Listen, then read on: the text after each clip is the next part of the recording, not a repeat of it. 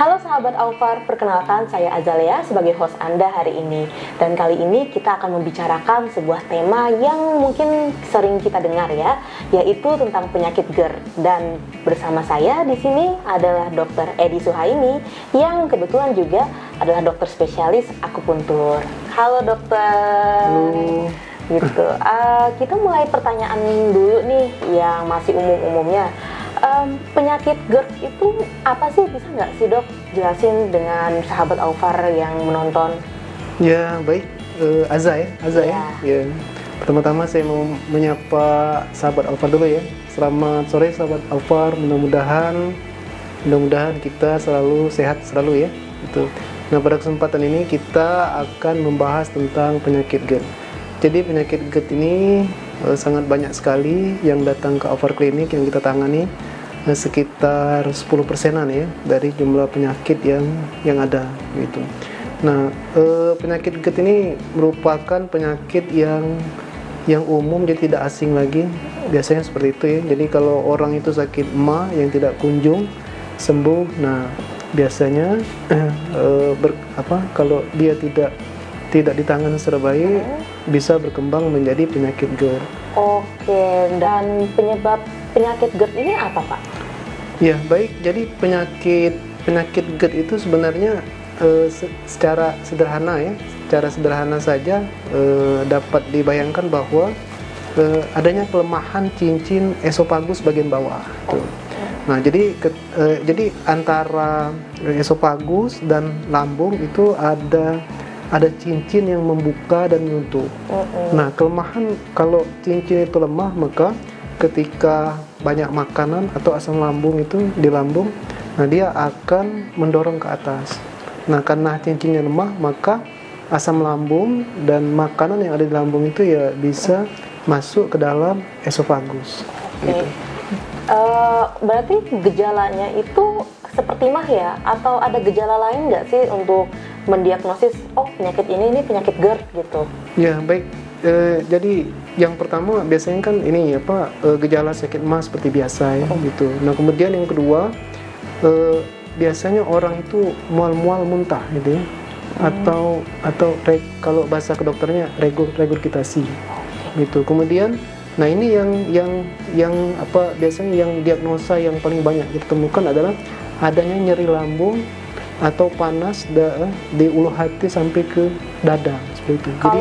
Jadi dua gejala ini sebenarnya yang umum, yang ini ya, yang banyak ditemukan pada penyakit GERD, yang itu satu regurgitasi atau mual-mual ya.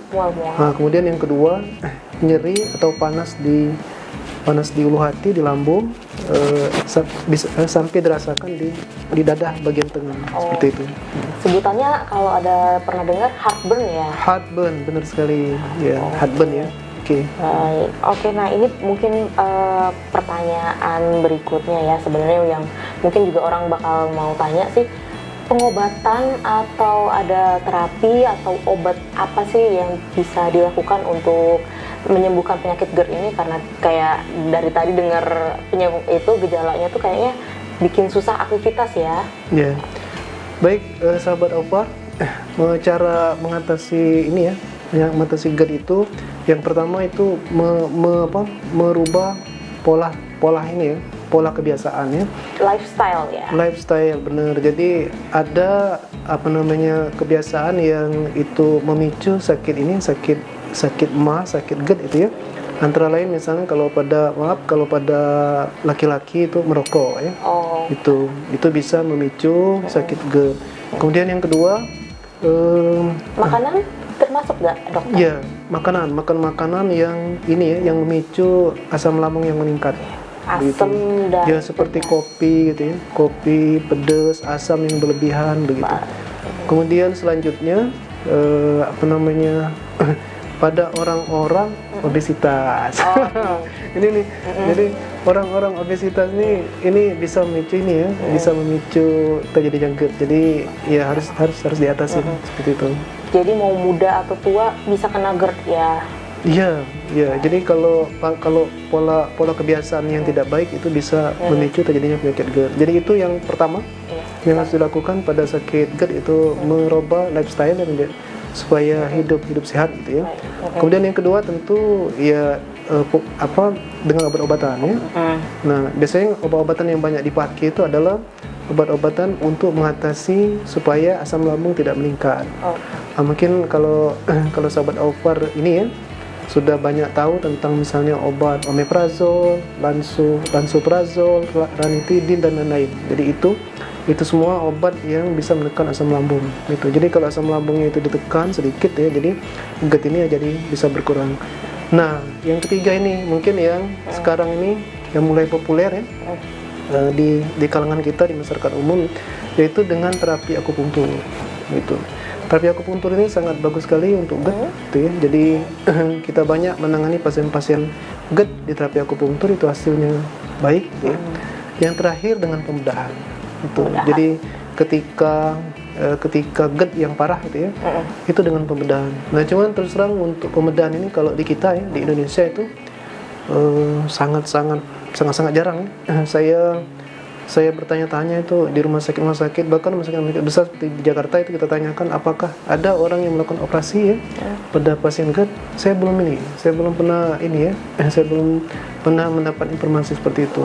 Tapi kalau di dunia itu, bukan di Indonesia ini, itu ya dilaporkan seperti itu. Jadi salah satu untuk mengatasi GERD adalah dengan dilakukan operasi. Gitu. Nah, tadi dokter ngomong tentang akupunktur ya, kebetulan juga dokter kan spesialis akupunktur nih. Emang gimana sih caranya akupunktur itu membantu untuk menyembuhkan penyakit GERD itu? Ya, baik. Jadi akupunktur ini sangat menarik ya. Jadi sampai saat ini terapi akupunktur ini cara kerja ya, mekanismenya pada sakit GERD ini belum bisa digantikan dengan obat itu ya. Kenapa? Karena akupunktur ini bisa mempengaruhi persarafan otonom, atau mungkin kalau bagi sahabat Aufar yang ngerti tentang nervus vagus itu ya, jadi pencernaan kita nih kan dipengaruhi oleh nervus vagus. Nah, kalau nervus vagus itu dirangsang oleh dengan teknik akupunktur tadi, sehingga dia mempengaruhi peristaltik dari pencernaan itu bagus ya. Nah, itu akan mengurangi sakit GERD itu ya. Yang pertama itu. Kemudian yang kedua, akupunktur bisa menekan produksi asam lambung. Nah, jadi orang yang sakit MA itu di akupunktur, asam lambung jadi turun, ya GERD-nya akan jadi membaik. Seperti itu. Oke, jadi manfaatnya juga lumayan banyak ya. Nah, tapi ini juga yang kita tahu nih ya, yang apalagi sahabat Aufar juga tahu, akupunktur itu kan ditusuk nih Pak dengan jarum. Dan banyak dari kita ini ataupun juga persepsi masyarakat itu ditusuk jarum itu sakit. Gimana nih? Ya. Baik, terima kasih sahabat Aufar. Jadi jarum akupunktur itu berbeda dengan jarum suntik ya. Nah, kalau jarum suntik itu ada lubangnya. Artinya dia lebih tebal ya, diameternya lebih tebal. Nah, kalau akupunktur itu gambaran jarum itu tidak ada lubangnya, jadi dia padat gitu. Jadi sangat kecil sekali ukurannya. Nah, kemudian pada ujung dari jarum akupunktur itu ya, itu memang didesain supaya tidak sakit, begitu. Jadi memang ya ada sebagian orang yang merasa tidak nyaman, tapi dengan di terapi akupunktur ini dengan jarum yang khusus itu ya oke aja seperti itu. Oh iya, mungkin satu lagi bahwa terapi akupunktur ini bukan pada dewasa aja. Nah, jadi kita banyak menangani pasien anak-anak gitu ya. Nah, misalnya pada banyak misalnya anak TK gitu. Iya, umur di bawah 5 tahun pada kasus ADHD, autisme, itu bisa terapi akupunktur. Atau yang banyak juga itu anak-anak yang ngompol ya. Nah, ngompol kalau di bawah 5 tahun, kalau di atas 5 tahun dia masih ngompol, itu tidak normal. Nah, itu dilakukan terapi akupunktur bagus dan biasanya nyaman-nyaman aja pasiennya. Jadi ya jangan dibayangkan bahwa jarum akupunktur itu menakutkan, tidak gitu. Jadi banyak akupunktur pada anak-anak juga. Oke. Nah, ini mungkin hampir kelewat tadi pertanyaannya, untuk penyakit GERD dengan terapi akupunktur tuh harus berapa kali akupunktur jadinya dokter? Ya, baik.